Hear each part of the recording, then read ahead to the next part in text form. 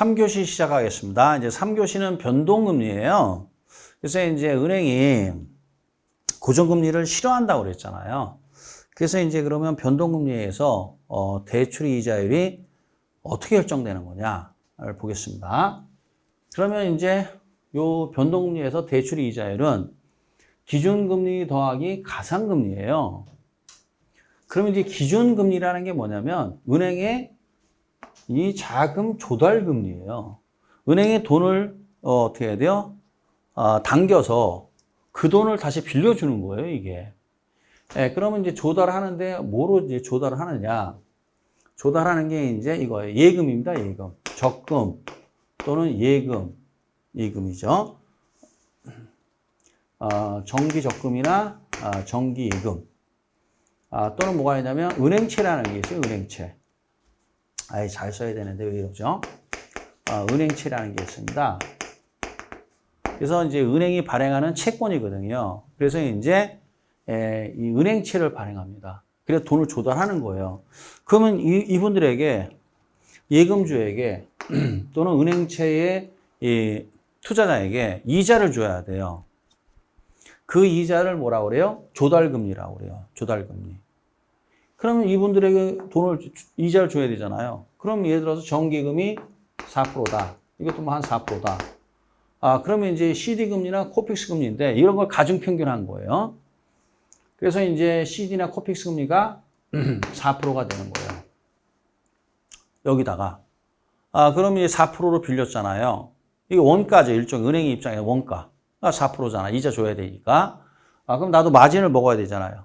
그게 마진이 이제 예를 들어서 보통 3% 먹거든요, 은행이. 이 가상금리라고 해요, 가상금리. 그럼 가상금리라는 건 뭐예요? 은행도 땅 파서 장사하는 거 아니니까 직원들 월급 줘야 되겠고 돌려야 되잖아요, 이게. 그래서 돈이 들어가요. 그럼 가상금리를 더해서 몇 프로가 되는 거예요? 7%.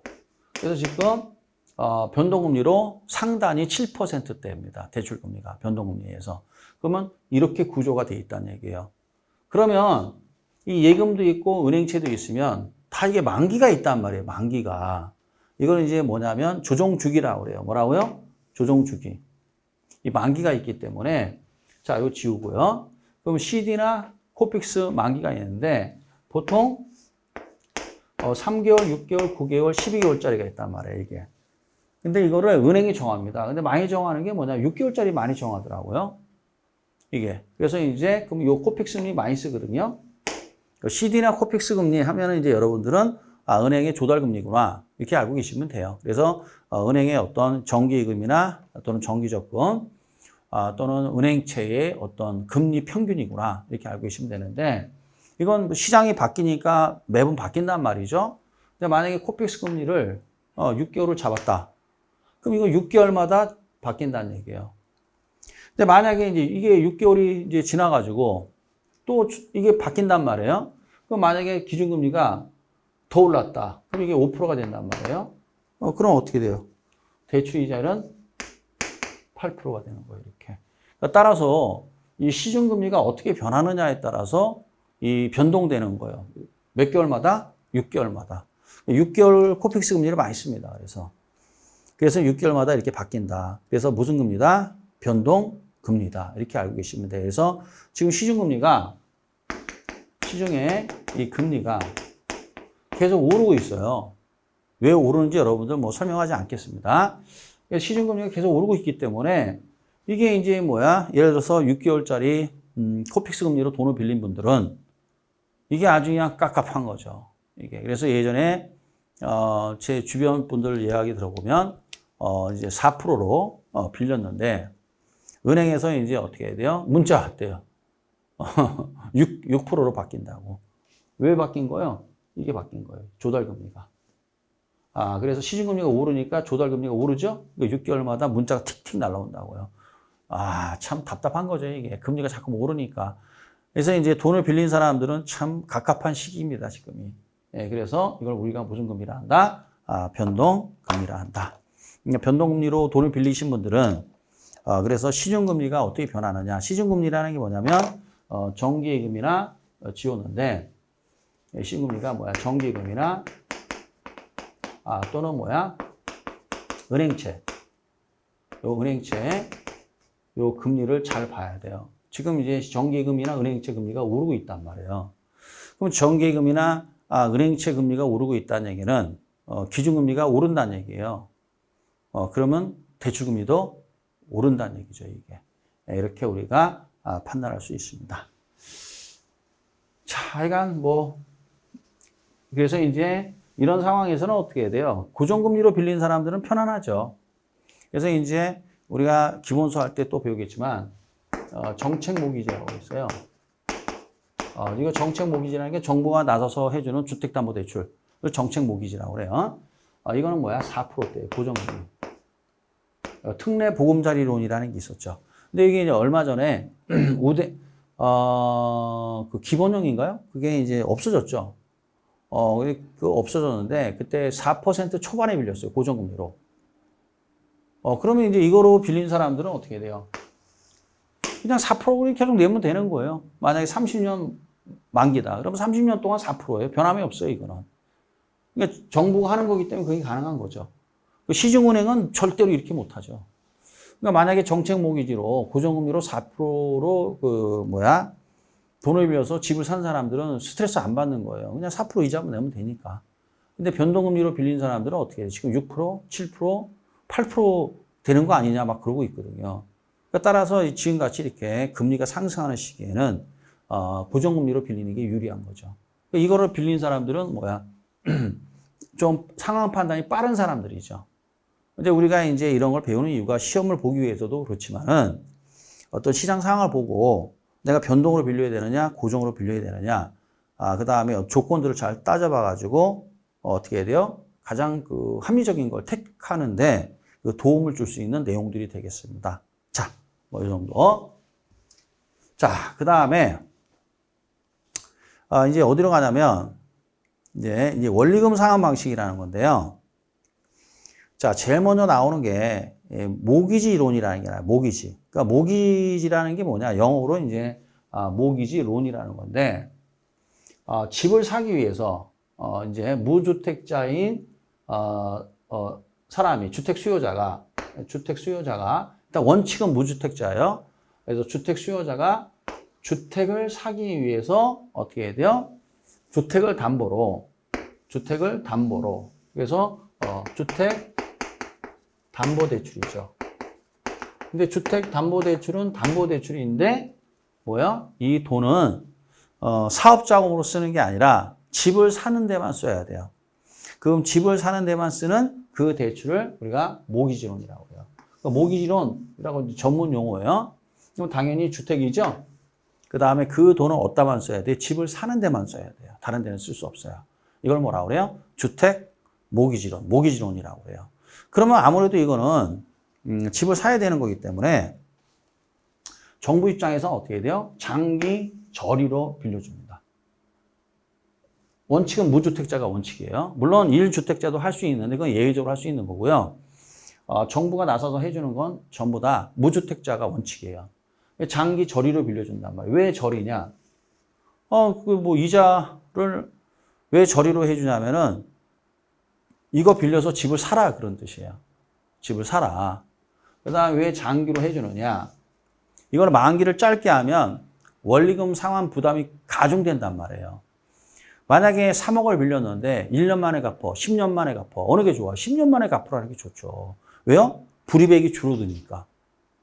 그래서 지금 불이백이 줄어들기 때문에 10년 이상이에요. 보통 10년 이상, 30년 이하인데 뭐까지 만들었느냐? 40년, 50년짜리 이거 만들어서 말도 많고 탈도 많았죠. 그래서 결국 50년짜리는 거의 안 해주는 거로 제가 지금 알고 있어요. 그럼 50에 만약에 나이 50에 50년 만기로 빌리면 100살까지 갚으라는 얘기 아니에요. 말도 안 되는 얘기지. 욕 많이 먹었죠, 사실. 40년 욕 많이 먹었어요. 그래서 지금 50년짜리는 거의 없는 거로 제가 알고 있고 보통 이제 미국 기준으로 하실 때 10년에서 30년 정도 됩니다. 이게. 그래서 이제 이게 소위 얘기해서 이거를 뭐라고 그래요? 정책 모기지다. 이런 말 쓰는 거예요. 정책 모기지. 그럼 정책 모기지를 어디서 취급하느냐? 한국 주택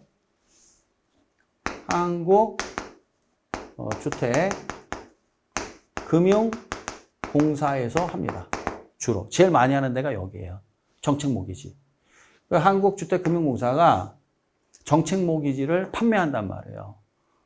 저리로 장기로 빌려줘요. 그래서 이제 지금 여기서 하는 게 뭐냐면 시험에 아마 안 나올 겁니다. 그냥 들어보세요. 특례 보금자리론이라는 게 한시적으로 이게 나왔어요. 아마 조만간에 이것도 없어질 거예요. 그래서 특례 보금자리론이라는 게 있는데 고정금리예요. 무슨 금리라고요? 고정금리로 4% 초반입니다. 그래서 만기는 지금 10년 이상, 30년 이하예요. 근데 이제 뭐 40년짜리도 있기는 있는데 보통 10년 이상, 30년 이하가 일반적이란 말이에요. 이렇게 해주고 있습니다. 그래서 정부가 하기 때문에 어떻게 고정금리로 굉장히 저리로 해주는 거죠. 저리로. 지금 변동금리가 원래는 뭐 됐습니다. 변동금리로 빌려도 지금 6%대예요. 7%. 근데도 4%로 해주잖아요. 되게 싸게 해주죠. 저리 10년 이상 30년이니까 뭐야? 장기 저리로 해주는 거예요. 정부가 하는 거니까. 그래서 이제 그렇다 그 얘기입니다. 알았죠? 그러니까 여러분들이 만약에 내가 주택을 매입을 해야 되겠다. 그럼 당연히 뭐 받아요? 정책 모기지 받아야 되는 거죠. 이게 가장 좋은 조건이에요. 근데 지금 이제 이게 조건이 좀 까다롭죠. 이게 조건이 까다롭고 그래가지고 만약에 이제 젊은 분이라면 이걸 받을 수 있다. 조건을. 그럼 뭐 한국주택금융공사 홈피 들어가면 됩니다. 그럼 특례 보금자리론 나와요. 그럼 거기 자격 조건이 나와요. 그래서 자격 조건에 맞는다. 그럼 당연히 이거 받아서 집을 사는 게 맞다고 봅니다. 이게 근데 시기적으로 지금 사야 되느냐, 아니면 내년에 사야 되느냐, 내년 하반기에 사야 되느냐, 내후년에 사야 되느냐는 여러분의 몫이죠. 그건 저도 모르죠. 언제 사는 게 가장 바람직한 거지. 무주택자 입장에서 언제 집을 사는 게 가장, 집값이 제일 쌀 때 사야 되는 거 아니에요. 근데 지금은 아니라고 보죠. 전문가들은 다. 지금은 거품이 너무 많다. 그 다음에 신규 분양하는 것도 뭐야? 분양가가 미쳤다 그랬어요. 미쳤다. 뭐 주거 전용 59가 서울에서 그럼 24평, 5평짜리 아파트가 10억이 넘는단 말이죠. 분양가가. 미친 거죠. 그거 누가 아니다 이거죠, 이거는. 지금은 아닌 것 같고 글쎄요. 뭐 그거는 뭐 여러분들이 차후에 잘 따져보시기 바랍니다. 자, 됐고요. 자, 그러면 이제 여기서 뭐 이런 조건인데, 그래서 이제 정책 모기지 이제 이해하셨죠? 이런 조건이기 때문에 시중은행은 거의 못합니다. 거의 못하고 이 공사가 한국주택금융공사가 이제 많이 이 역할을 하고 있습니다. 그러면 이제 어떻게 돈을 받아내야 되잖아요. 그게 원리금 상환 방식이라는 거예요. 딱 3개가 있습니다. 뭐가 있느냐? 원금균등, 원리금균등, 그 다음에 이제 뭐가 있느냐? 여기 나오죠. 자, 여기 제일 먼저 뭐가 나왔어요? 원금이 일정한 상환 방식, 그 다음에 원리금이 일정한 상환 방식, 그 다음에 체증 또는 점증이라는 게 있어요. 이 3가지입니다. 그러니까 3가지 중에 하나를 택하는 거예요. 그래서 원금균등, 원리금균등, 체증 또는 점증. 그래서 한국주택금융공사 홈피 들어가셔서 특례 보금자리론 보시면 이 3개 중에 하나를 고르게 되어 있는데 이거는 만 39세 이하만 할 수 있어요. 만 39세 이하. 만약에 이제 39세가 넘어가면 점증 못 빌립니다. 그래서 일반적으로 제일 많이 빌리는 게 원리금 균등이에요. 그래서 우리가 지금 원금, 원리금, 체증 요 3가지를 배우는 겁니다. 아주 중요하죠. 시험에 뭐야? 매년 나온다고 해도 과언이 아니에요. 그래서 이제 이거는 일반 시중은행이 취급하는 주담대를 얘기하는 게 아니라 한국주택금융공사가 판매하는 특례 보세요. 특례 보금자리론 나오죠? 요거 기준으로 이제 설명하는 겁니다. 정책 모기지란 말 나오고 정책 모기지, 그 다음에 공사, 그 다음에 특례 보금자리론 기준으로 이제 설명하도록 하겠어요. 자, 그러면 이제 제일 먼저 나오는 게 이제 원금 균등인데, 자, 그럼 원금 균등이 어떻게 되는 거냐? 이제 이렇게 된단 말이에요. 왜 원금 균등이냐? 말 그대로예요. 왜 원금 균등이냐? 매액이 갚아 나가는 원금이 일정해요. 그래서 원금 균등 상환 조건이라고 해요. 원금이 일정하다. 그러면 이제 원금은 어떻게 구하느냐? 대출액 나누기 만기가 되는 거예요. 뭐라고요? 대출액 나누기 만기 하시면 돼요. 만약 1억을 빌렸다. 여기 나오죠? 1억을 빌렸다 이거 1억을. 대출액 1억인데 만기가 20년이다. 근데 만약 연불입 조건이라 합시다. 원래는 지금은 대부분 월 불입 조건이죠. 매월 불입하는 걸 이제 원칙으로 하는데 여기 이론이니까 1년 단위로 상환한다. 그렇죠? 이렇게 가정을 합시다. 그래서 이제 우리가 시험 문제 나오거나 모든 건 다 1년 기준으로 돼 있어요. 이렇게 이론이니까. 그럼 얼마예요? 1억 나누기 20년 하니까 500만 원이 되겠죠. 그래서 매액이 얼마씩 갚아라? 매액이 500만 원씩 갚아라. 그렇죠? 그래서 이제 어떻게 매액이 500만 원씩 갚아 나가는 거죠, 이렇게. 그래서 원금이 일정하다. 그래서 원금 균등 상환 조건이다. 이런 말을 쓰는 거예요. 자, 다시 한번. 이게 그냥 막무가내로 하면 안 되고요. 이렇게 논리가 쭉 와야 돼요. 정책목이지. 그러면 이제 정부가 나서서 해주는 거 쉽게 말하면은 무주택자에게 집을 사라고.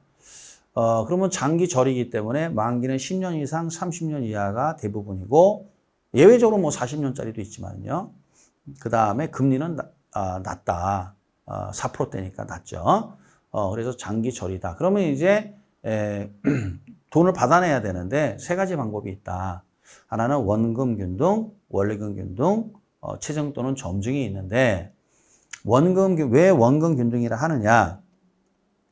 원금 상환액이 일정하기 때문에 원금 균등이라 한다. 이렇게 되는 거죠. 대충 이렇게 이어집니까? 예. 자, 그러면 이제 여기 보면 500만 원씩 갚아 나가는 거예요. 이렇게 매액이. 그럼 이자율은 뭐냐면 그냥 우리 이자율은 10%라 합시다. 몇 프로? 10%. 그러면 이제 궁극적으로는 요 순서를 외우셔야 돼요. 지금은 그냥 맛만 봅시다. 이렇게. 그러면 이제 1차 년도에 1억을 빌렸잖아요. 그럼 기초잔액은 이제 1억이 되는 거예요. 1차 년도에. 500만 원 갚았죠? 그러니까 기반잔액이 얼마가 돼요? 9,500만 원이 되고 9,500만 원이 2월이 되는 거예요. 이렇게. 요거 이해되시죠? 그래서 1억에서 500만 원 갚았으니까 9,500만 원 떨어지죠? 요게 이렇게 2월이 되고. 알겠죠? 그럼 요게 또 여기 3차 년도가 있으면 요게 이렇게 2월이 되는 거예요. 이렇게. 그래서 이거 얼마야? 9천만 원이 되겠죠. 이렇게. 이런 식으로 가는 거예요. 왜? 그러면 잘 보세요. 그러면 1억에서 9,500, 9천이 됐죠. 기초 잔액이. 그럼 얼마씩 작아져요? 500만 원씩 작아지죠. 왜요? 500만 원씩 갚아 나가니까. 자, 이제 이런 구조예요.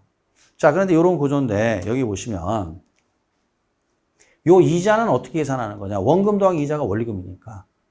이 기초 잔액에서 곱하기 하면 돼요. 10%. 얼마야? 1,000만 원. 요 두 개 합하니까 얼마야? 1,500만 원. 이렇게 되는 겁니다. 요거 이해되세요? 자, 요거의 10%란 말이에요. 기초 잔액에. 그래서 10%니까 얼마야? 1,000만 원. 합하니까 1,500. 이렇게 되고 요거에서 10%, 요거에서 10%. 곱하기 10%. 그럼 950만 원이잖아요. 더하니까 얼마야? 1,450만 원. 똑같아, 얘도. 얘도 얼마야? 500만 원이잖아요. 원금은 무조건 500만 원이죠. 자, 이거의 10%란 말이야. 이거의 10%. 3차년도도. 그럼 뭐야? 900만 원이잖아요. 900만 원. 900만 원 이자죠? 요거 더하니까 얼마야? 1,400만 원이 되겠죠. 원리금은. 이런 형태로 간단 말이에요. 이렇게, 이런 형태로. 자, 그러니까 잘 보시면, 자, 보세요. 잔액은 이제, 요 잔액은 기초잔액과 기말잔액이 있는데, 기초잔액은 이제 1억으로 시작하는데, 기말잔액이 계속 작아지고 있죠. 왜 작아져요? 500만 원씩 갚으니까 작아지는 거고. 그쵸? 예. 요 내용을 보면, 원금은 일정하잖아요. 원금이 일정한데, 이자는 어떻게 해요? 뒤로 갈수록 커져야 작아져요? 작아지죠. 왜요? 이 잔액이 작아지잖아요. 기초 잔액이. 왜 기초 잔액이 작아져요? 500만 원씩 갚으니까. 그러니까 이제 기초 잔액이 뒤로 갈수록 작아지니까 이자가 작아져요. 그래서 원리금도 작아지는 겁니다. 뒤로 갈수록 이렇게. 예, 그래서 이걸 이제 그래프로 그린 게 이게 되는 거예요. 자, 이거 지울게요. 그래서 자, 그러면 이제 요거의 그래프가 이렇게 나와요. 자, 보세요. 원금 일정하죠? 500만 원. 이거 500만 원 일정하고, 이자는 어떻게 해야 돼? 1000만 원인데, 뒤로 가면 갈수록 작아지잖아요. 작아지죠? 두 개 더한 게 원리금이잖아요. 이 두 개 더한 게 원리금도 작아지죠. 이런 구조로 가는 게 바로 뭐야? 원금, 균등, 상환 조건이 되겠습니다. 알았죠? 원금, 균등, 상환 조건은 이런 형태로 가는 겁니다. 그래서 원금은 일정하다. 이자는 뒤로 가면 갈수록 작아진다. 원리금도 뭐야? 작아진다. 이런 구조 가는 게 뭐가 되는 거예요? 원금, 균등이 되겠습니다. 그럼 두 번째 이제 하는 게 원리금 균등이란 말이야. 두 번째 하는 게. 자, 그럼 이제 원리금 균등은 어떻게 하는 거냐? 자, 요런 얘기예요. 자, 이제 원리금이 일정한 거. 이제 이번에 뭐가 일정한 거예요? 원리금이 일정한 거, 원리금. 그래서 원리금 균등이라고 그래요. 그러면 원리금을 이제 알아내야 된다. 뭘 알아내야 된다? 원리금을 알아내야 돼, 원리금을. 어떻게 알아내느냐? 아까 한 대로 대출액 곱하기 저당상수 이렇게 하면 돼요. 그럼 저당상수는 시험지에 다 주어줘요. 이렇게. 주어집니다. 그럼 곱하면 되는 거예요. 그러면 1174만 6천 원이지 않습니까? 이 1174만 6천 원이 뭐가 되는 거예요? 그게 바로 원리금이 되는 겁니다. 뭐가 된다? 원리금. 그러니까 이 안에 뭐가 있다는 얘기예요? 원금과 이자가 있다는 얘기죠. 원금과 이자를 원리금이라 하니까. 그래서 원금과 이자가 일정하다. 원리금이 일정하다. 그래서 뭐라고 그래요? 원리금 균등이다 라고 얘기해요. 원리금 균등이다. 그래서 어떻게 머릿속에 알아야 돼요? 대출액 곱하기 저당상수. 다시 한번 뭐라고요? 대출액 곱하기 저당상수. 이렇게 머릿속에 정리가 돼 있어야 돼요. 자, 그러면 이제 자 봅시다. 그러면 기초잔액이 얼마? 1억이죠. 1차년도에. 무조건 원리금은 1174만 6천 원이에요. 그런데 원금을 알아야 돼요. 원금을 알아야 기말 잔액이 이렇게 이월되는 건데 기말 잔액을 구할 수 있단 말이에요. 그래서 빚을 갚는다라는 건 기초 잔액에서 원금을 빼주는 거예요. 그러니까 기초 잔액에서 원리금을 빼주는 게 아니라 뭘 빼주는 거예요? 원금을 빼주는 거예요. 그게 빚을 갚는다는 얘기예요. 그럼 빚을 갚기 위해서 이제 요만큼 근데 요걸 계산해야 되잖아요. 요거 어떻게 계산하느냐? 간단해요. 무조건 원리금은 1114만 6천 원이잖아요. 이자가 요거의 10%잖아요. 요거에. 그러니까 항상 기초 잔액 곱하기 이자를 하면 돼요. 요거의 10%니까 1억의 10%는 얼마죠? 1000만 원이죠. 그러면 1114만 6천 원에서 1000만 원 빼주니까 요만큼의 원금이 되는 거죠. 다시 한번. 자, 보세요. 기말 잔액을 구하기 위해서는 일단 기초 잔액은 1억이라는 거 아시잖아요. 이거의 10%니까 이자가 1000만 원이죠. 1차년도에. 그런데 원리금은 무조건 얼마야? 1114만 6천 원이잖아요. 여기서 빼주면 되잖아요. 빼주니까 요만큼 갚았죠. 2차년도도 마찬가지예요. 자, 보세요. 얘의 10%, 얘의 10%, 얘의 10%. 그러면 이자가 어디? 요거 10%니까 어디가 돼요? 요게 이자잖아요. 원리금은 맨날 똑같잖아요. 1114만 6천 원. 빼주면 이만큼 갚은 거죠. 이만큼. 그렇죠? 그래서 여기서 요놈에서 요놈을 빼주니까 이렇게 또 잔액이 떨어지고 잔액이 또 2월에 이렇게 되는 거예요. 이렇게.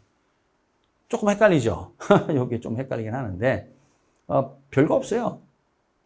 이치가 그렇습니다. 이치가. 그러면 이제 여기 이치를 가만히 들여다보면 어떤 법칙성이 있단 말이에요. 자, 이게 무슨 말이냐? 원리금은 일정한데 이자는 뒤로 가면 갈수록 작아져요. 그죠? 원금은 작아져요? 커져요? 커지죠. 이게 시험에 그렇게 잘 나와요. 말 문제로. 그러니까 이 말 문제로 이거 잘 나오기 때문에 이걸 잘 하셔야 돼요. 그래서 이자는 커진다, 작아진다, 작아지고 원금은 커진다. 그래서 이자는 작아진다. 이자는 뒤로 갈수록 작아진다. 원금은 커진다. 그래서 원커 이렇게 하시면 돼요. 뭐라고요? 원커. 그래프로 하는 게 더 편하죠. 그래프 보세요. 자, 이거 보면 어떻게 돼요? 원리금은 일정하죠? 근데 원금은 뒤로 갈수록 커지죠. 이자는 작아지고. 그래서 이자는 뭐야? 작아진다. 원금은 커진다. 원커. 이렇게. 알겠죠? 이렇게 하면은 좀 편합니다. 자, 그럼 다시 돌아와서 이건데, 자, 그러면 이제 이거를 잘 보면 어떻게 되는 거냐. 자, 1천년도만 일단 요거 계산하면 돼요. 1천년도만 딱 계산하고. 그다음부터는 요거는 할 수 있죠. 기초전에 얼마요? 1억. 원리금 얼마죠? 1174만 6천원. 요거서 구했어요. 그 다음에 마이너스 이자. 요거의 10%. 1,000만 원 빼주니까 원금 상환액이 얼마야? 114만 6천원. 요까지만 구하면 돼요. 그리고 난 다음에 원금은 커진다고 그랬잖아요. 뒤로 가면 갈수록. 그렇죠? 커진단 말이죠. 이게 3천년도를 하면. 그러면 이게 얼마큼 커지느냐? 어떻게 커지느냐? 간단해요. 자, 이자율이 지금 몇 프로? 10%잖아요. 10%. 그럼 1 플러스 이자율 해주면 돼요. 얼마? 1.1이잖아요. 이게 0.1이니까. 1.1이죠? 그래서 곱하기 1.1배씩 커지는 거예요. 이렇게. 이게 커집니다. 이게. 이러시면 돼요. 그래서 이 원금은 어떻게 커진다? 1.1배씩 커져요. 그러니까 여기 1천년도만 구한 다음에 곱하기 1.1을 계속 하면 돼요. 1 플러스 이자율만큼. 한번 두들겨 볼까요? 스마트폰 꺼내세요.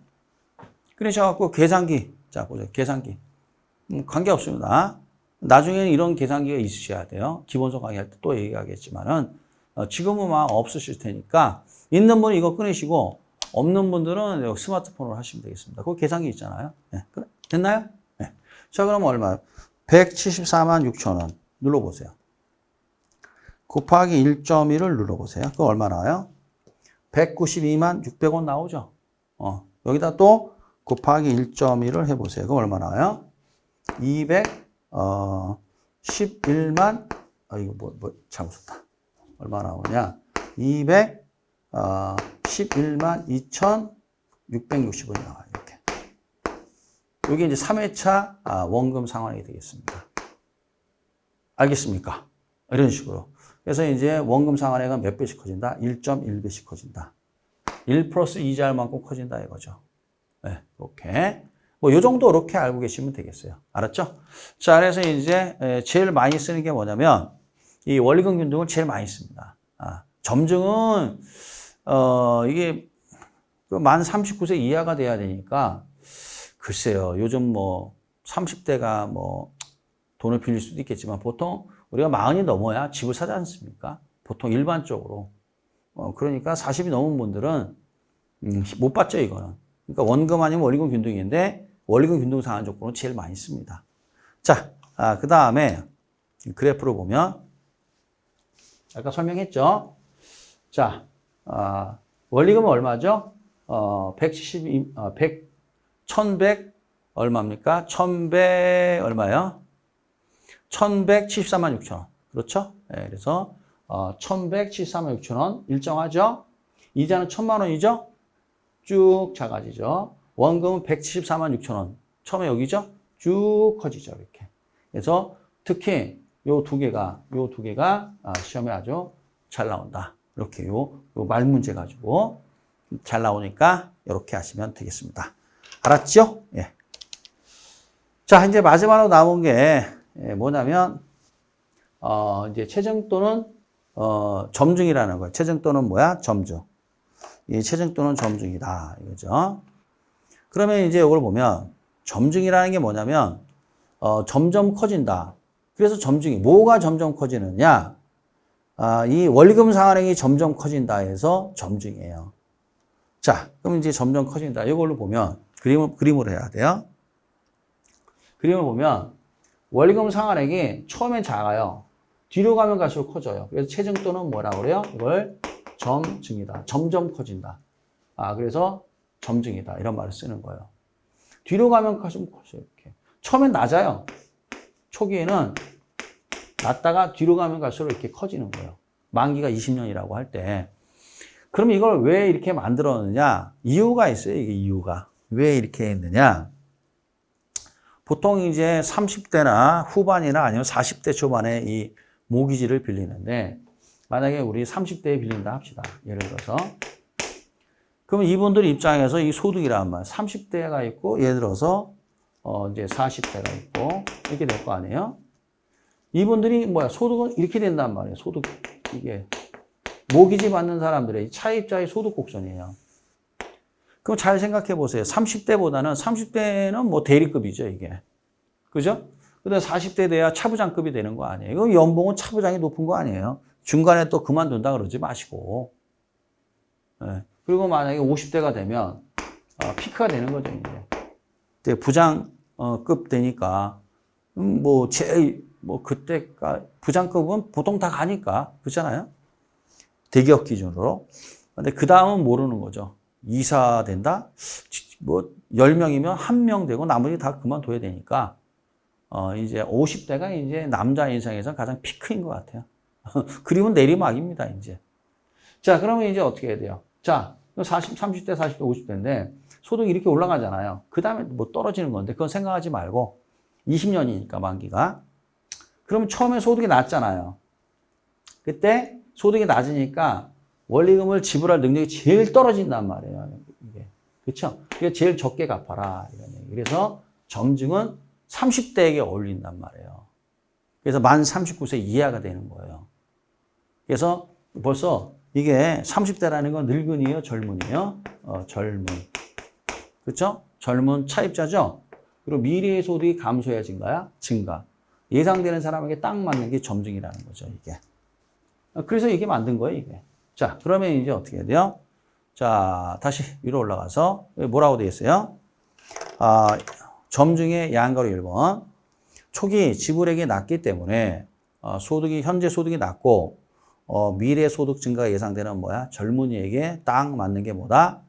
점증 또는 체증이다. 이렇게 되는 거죠. 나머지는 뭐 놔두세요. 모르셔도 될 것 같습니다. 현재로서는. 그래서 이제 이렇게 세 가지가 있다. 보겠습니다. 그러면 이제 이 세 가지를 보면 좀 비교를 해봅시다. 복잡하죠? 뭐야, 뭐 비교까지 하고 이게 뭐야? 자, 글쎄요. 근데 지금 시험 수준이라는 게 있잖아요.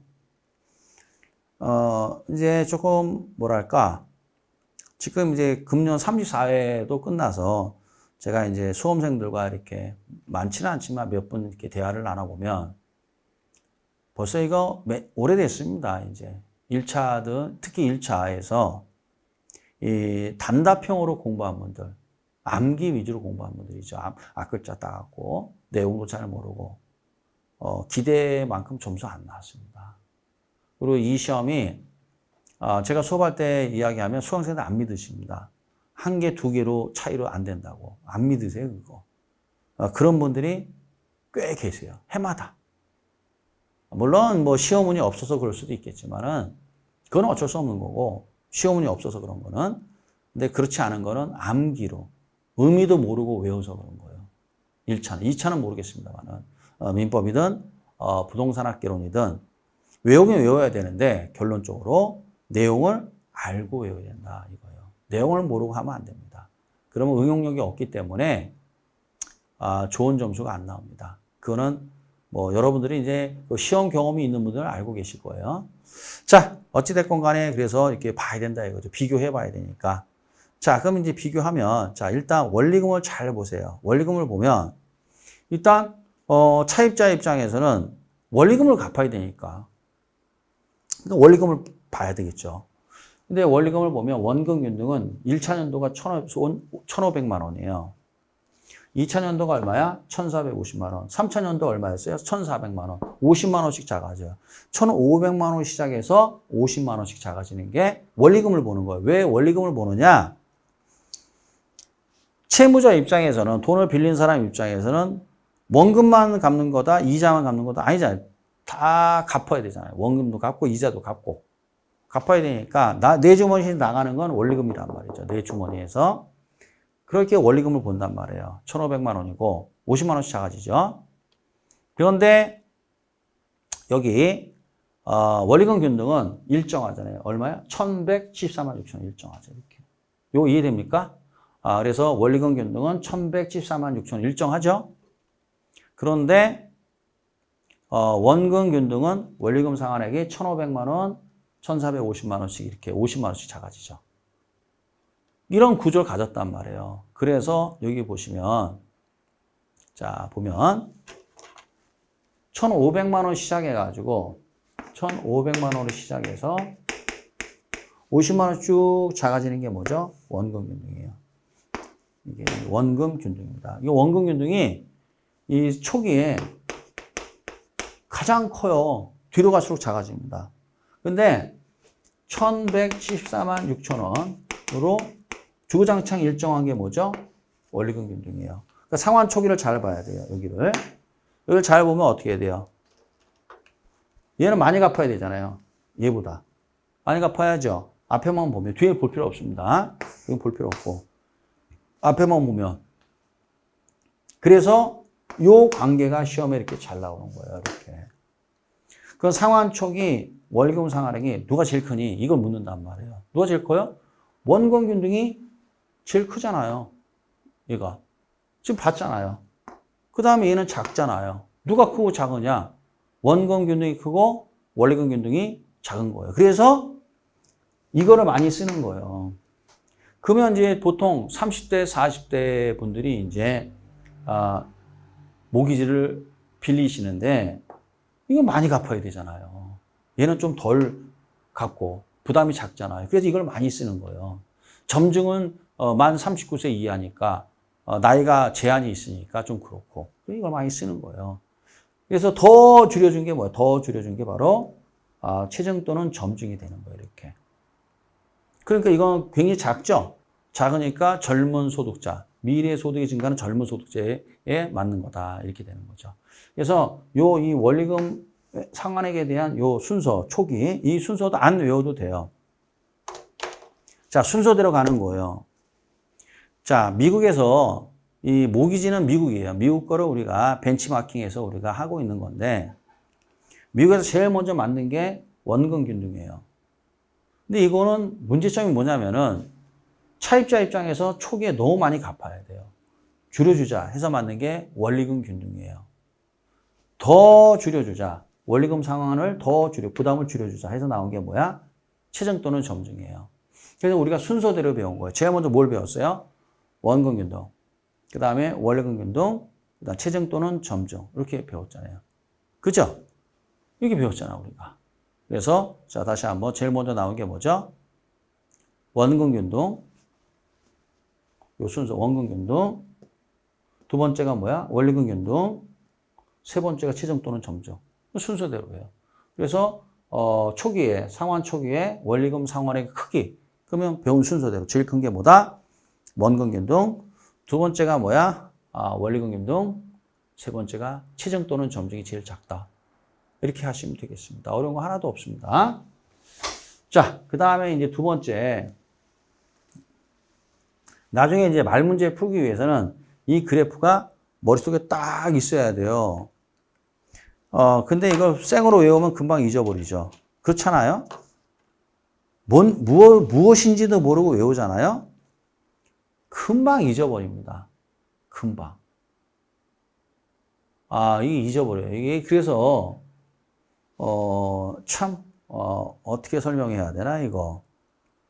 그러니까 만약에 이제, 예를 들어 이런 얘기예요. 뭐, 예를 들면, 서울인데,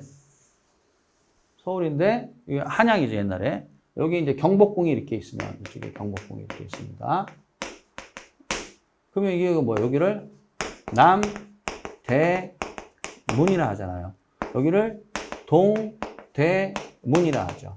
서대문 없어지고 북대문은 원래 없으니까. 잘 보세요. 남대문이잖아요. 그럼 여기가 북쪽이에요. 여기 동쪽이고, 여기가 남쪽이에요. 여기가 서쪽이에요. 이렇게. 예를 들어서. 남대문하고 그냥 무조건 외우는 거예요? 그게 아니죠. 남쪽, 남자잖아요. 남쪽에 있는 큰 남쪽에 있는 큰 대문이다. 남대문이지 않습니까? 한문을 쓰게 되면. 그죠? 그러니까 남대문은 당연히 경복궁을 기준으로 했을 때 남쪽에 있겠죠. 그렇겠죠? 동대문은 경복궁을 중심으로 해서 어느 쪽에? 동쪽에 있단 말이에요. 동쪽에. 그래서 동대문이에요. 이게. 서대문은 어디 있을까요? 서쪽에 있겠지. 이렇게 외우면 안 외워도 되잖아요. 동대문이니까 당연히 경복궁을 중심으로 해서 동쪽에 있는 거고. 경복궁을 보고 서서 경복궁을 보고 서서 동쪽에 있으면 동대문, 서쪽에 있으면 서대문, 남쪽에 있으면 남대문 이렇게 되는 거죠. 이해되십니까? 당연한 거예요. 그래서 그러면 뭐 외우고 말고 할 것도 없잖아요. 당연한 거다 이렇게 되는 거죠. 마찬가지예요. 왜 동대문인지도 모르고 동대문 하니까 동대문? 그게 어디 있지? 이렇게 되는 거예요. 기준이 없으니까. 기준을 세워야지. 경복궁을 보고 서서, 그렇죠? 경복궁, 광화문을 보고 서서, 다시 말하면 이순신 장군 그 동상을 보고 서서, 오른쪽으로 어떻게 돼요? 동대문, 왼쪽으로 하면 서대문, 뒤로 가면 남대문 이렇게 되는 거 아니에요. 가져간단하죠? 이것도 역시 마찬가지입니다. 부동산학개론이나 민법을 공부하실 때 그 이치를 알고, 단어의 이치를 알고 그렇게 공부를 하셔야 돼요, 이게. 그래야 그게, 뭡니까? 잊어버리지 않고 오래 가는 겁니다. 이치도 모르고 무턱대고 외우면 어떻게 해야 돼요? 이게 곤란한 거죠, 이게. 자, 됐습니다. 그러면 이제 이번에는, 뭘 보는 거냐? 이 잔액을 본단 말이에요, 잔액. 이 잔액을. 왜 잔액을 보는 거냐? 이 잔액을 보는 이유는 뭐냐면 이자 때문에 그렇습니다. 이자라든가 또는 이걸 듀레이션 또는 가중평균 상환기간 또는 중도 상환했을 때 잔액 이런 거를 다 응용이 가능해요. 그럼 응용 가능하기 때문에 그 크기를 잘 보셔야 돼요. 이 크기를. 그러면 1억을 빌렸잖아요. 대출 초기에. 그런데 직선으로 뚝 떨어지는 게 바로 원금균등이에요. 왜 원금균등은 직선으로 떨어지느냐? 500만 원씩 갚아나가기 때문에요. 그래서 1억, 9,500, 9,000, 8,500 이런 식으로 500만 원씩 뚝뚝뚝뚝뚝 떨어져요. 그래서 잔액이 제일 작은 게 원금균등이에요. 근데 원리금균등은 그렇지가 않다는 얘기죠. 자, 요게 이제 여러분 아시다시피 원리금균등인데 처음에 1억을 빌렸잖아요. 근데 9,825만 4천 원, 9,633만 3,400원 이런 식으로 작아지죠. 서서히 작아지죠. 서서히. 이 서서히 작아진단 말이에요. 그러면 여기 와서 자, 이게 이제 원금균등인데 원리금균등은 어떻게 돼? 1억에서 뚝뚝 떨어져요? 서서히 떨어져요? 서서히 떨어지는 게 원리금균등이에요. 그만큼 원금 상환액이 작다는 얘기입니다. 근데 점증을 어떻게 해야 돼요? 처음에 이제 커졌다 작아져요. 이건 이제 부의 상환이라는 건데 그거 모르셔도 됩니다. 이 커졌다 작아져요. 이유가 있는데 그것도 모르셔도 돼요. 지금은. 시험에 지금까지 나온 적 한 번도 없습니다.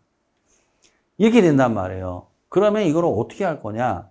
여기서부터 이렇게 올라가면 돼요. 제일 먼저 우리가 뭘 배웠죠? 원금균등. 이거 배웠죠? 그 다음에 원리금균등 배웠죠? 최종 또는 점증 배웠죠? 순서대로 올라가는 거예요.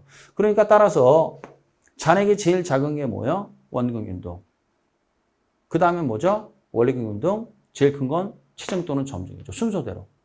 그래서 이제 시험에 뭘 물어봐냐? 이 두 개를 물어봐요. 이렇게. 자, 중도 상환한다. 잔액이 누가 크고 누가 작으냐를 묻습니다. 그럼 제일 작은 건 뭐야? 원금균등. 이게 되는 거죠. 만약에 원금균등이 월금균등보다 잔액이 크다 그러면 틀린 거죠. 뭐 예를 들어서 누적이자는 잔액이 작을수록 누적이자가 작아요. 잔액이 많을수록 누적이자가 크고. 그러면 여기 점증하고 비교하면은 점증은 누적이자가 많죠. 대신 원금균등이 누적이자가 제일 작아요. 이렇게 응용이 가능하단 말이에요. 그래서 자, 이쪽에 와갖고 자, 원리금 상환액이 중요한 건 촉이죠. 그럼 어떻게 해야 돼요? 원금균등, 원리금균등, 최종. 잔액이죠? 올라가면 돼요. 원금균등, 원리금균등, 최종. 이런 식으로 하면은 총 4개의 그래프가 이제 어떻게 돼요? 딱 정리가 됩니다. 그럼 이 4개의 그래프가 머릿속에 딱 있고, 그럼 말 문제 웬만한 거 다 맞추고, 남은 건 계산 문제인데, 너무 걱정 안 하셔도 된다 이거예요. 왜냐? 계산 문제 10문제 나오는데, 많이 풀어야 2-3개예요. 시간이 없어요. 알면서도 놓친다고요. 왜요? 그거 풀면 민법으로 못 가거든. 시간이 없어요. 어차피 계산 문제는 스트레스 받지 마세요. 10개 중에서 2-3개만 풀고 나머지 다 찍습니다. 근데 만약에 여기서 계산 문제가 나왔다. 어렵다. 그러면 찍는 거예요. 어떻게 있어, 그거. 시간이 없는데. 그렇잖아요? 그러니까 너무 계산 문제 가지고 신경 쓰지 말아라, 지금은. 어차피, 10문제 중에서 6문제에서 7문제 찍으니까 시간이 없어서. 나머지 3개에서 2개 푸는 거예요. 이렇게. 쉬운 것만. 그러면 되는 거예요. 그래서 여기서 나오는 거는 이제 말 문제하고 계산 문제인데 계산 문제는 처치하고 말 문제는 지금 제가 강조한 요 4개의 그래프가 머릿속에 딱 있고 요 개념만 어느 정도 알면 다 응용이 돼요. 그러면 어떻게 해야 돼요? 땡큐 이렇게 되는 거죠. 이렇게 해서 여러분들 잘 정리하시면 되겠습니다. 자, 잠시 쉬었다 보겠습니다.